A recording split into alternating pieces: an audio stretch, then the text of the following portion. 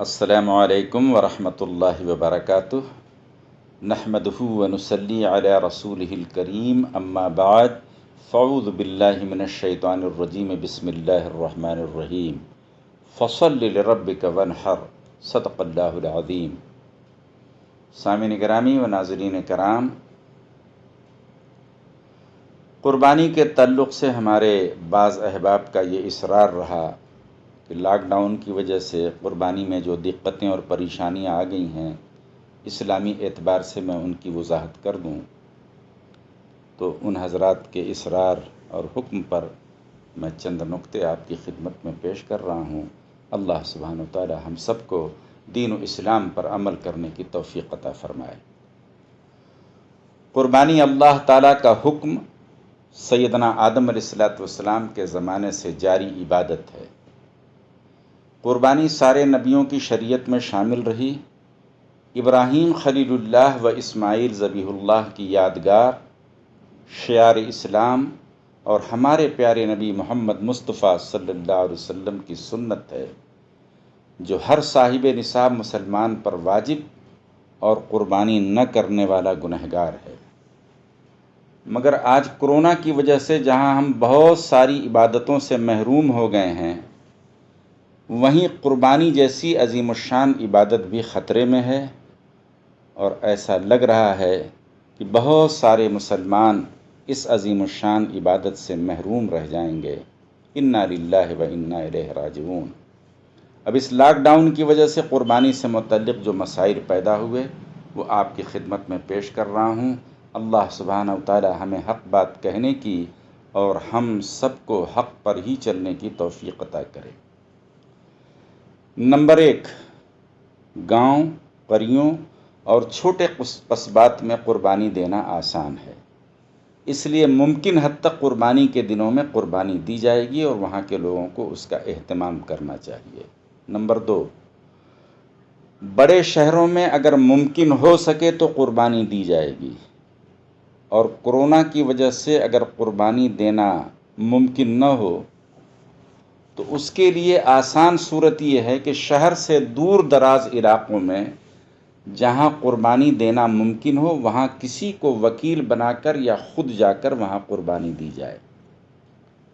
Number 3، موجودہ حالات میں صاحب نصاب مسلمان کی طرف سے صرف ایک قربانی دے دینا کافی ہوگا، اور ایک قربانی دے دینے سے اس کا واجب ادا ہو جائے گا۔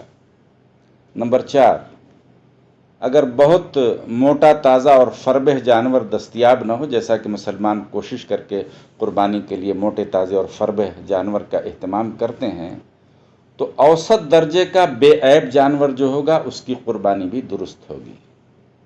نمبر 5، امسال نفلی قربانیوں کے بجائے، یعنی ایک تو واجب ہوتی ہے، اس کے بعد بھی مسلمان نفلی قربانیاں دیتے ہیں اللہ کے نام پر، تو واجب ادا ہونے کے بعد جو نفلی قربانی ہے ان نفلی قربانیوں کو بہتر ہے کہ اس سال نہ دیں، بلکہ وہ رقم جو بچت ہوتی ہے اس سے حاجت مندوں، غریبوں کی خبرگیری میں خرچ کریں، کیونکہ اس وقت ان کو گوشت سے زیادہ رقم کی ضرورت ہے، اس لیے نفلی قربانیوں کا پیسہ ان پر خرچ کیا جائے۔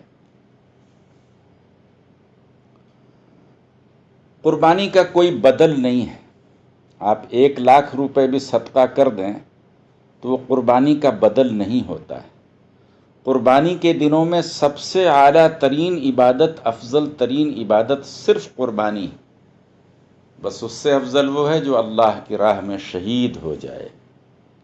تو قربانی کا کوئی بدل نہیں ہے، آپ لاکھوں کروڑوں خرچ کر دیں، ایک جانور کی قربانی کا بدلہ نہیں ہو سکتا۔ اس لیے سامعین کرام، حتی الوسع جو ہے مسلمان کو قربانی کی کوشش کرنی چاہیے۔ باوجود آخری درجے کی کوشش کے اگر قربانی نہ ہو سکے اور قربانی کا جانور موجود ہو تو وہ جانور یا جانور کے مساوی یعنی برابر جو رقم ہے وہ رقم اسلامی مدارس کو دے دی جائے، کیونکہ فی الوقت وہ بہت زیادہ ضرورت مند ہیں۔ اس کے علاوہ اس رقم سے اگر آپ غریب غربا کی مدد کرنا چاہیں تو غریب غربا میں بھی وہ رقم تقسیم کر دی جائے گی۔ نمبر 7، جانور کی قیمت کا اندازہ اپنے علاقے کے اعتبار سے ہوگا، کیونکہ ہر علاقے میں جانور کی قیمت الگ الگ ہے، یکساں نہیں ہے، برابر نہیں ہے۔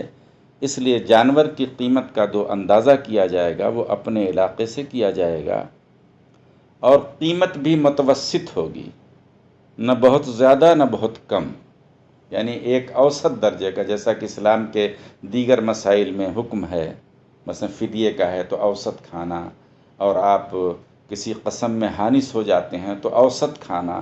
اسی طرح سے اگر آپ قربانی کے جانور کی رقم نکالتے ہیں تو اوسط درجے کی رقم ہوگی، نہ بہت زیادہ ہوگی اور نہ بہت کم ہوگی۔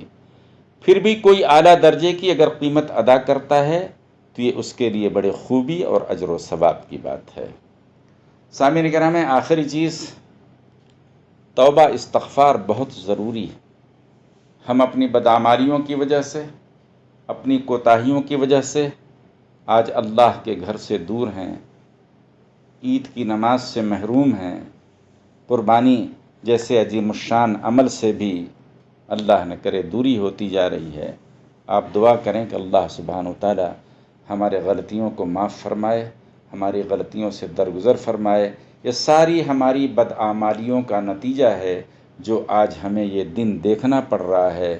اللہ کی طرف رجوع کریں، اپنے لیے، اپنے اہل و عیال کے لیے، اپنے شہر والوں کے لیے، اور سارے عالم کے مسلمانوں اور سارے عالم کے انسانوں کے لیے دعا کیجیے کہ اللہ تعالیٰ اس مصیبت سے، اس کرونا کے وبائی مرض سے ہر انسان کو چھٹکارا نصیب کرے۔